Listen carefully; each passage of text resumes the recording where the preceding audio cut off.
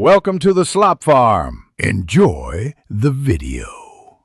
You start by installing Epic and launching it. This gets you immediately into a private-first environment.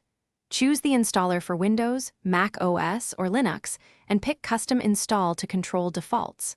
Once done, make sure you disable optional syncing and any account sign-in so data stays local. You'll also allow only essential permissions. Epic works without extensions out of the box. This reduces fingerprinting, and it means the browser will block trackers and ads from the first session. Now configure Epic's core protections so they work on every site you visit. Open Settings and enable tracker, ad, and crypto miner blocking. This reduces background requests and CPU spikes. Next, turn on the integrated VPN or secure proxy. Pick a nearby server to balance privacy and speed.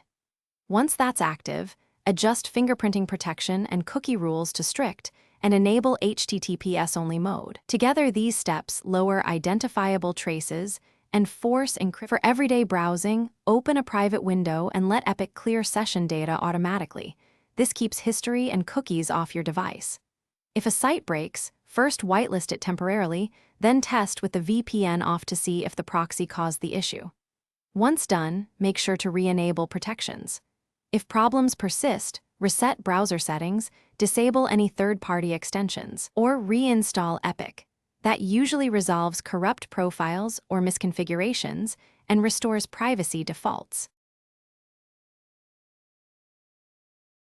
Thanks for watching. Consider subscribing if we helped you today.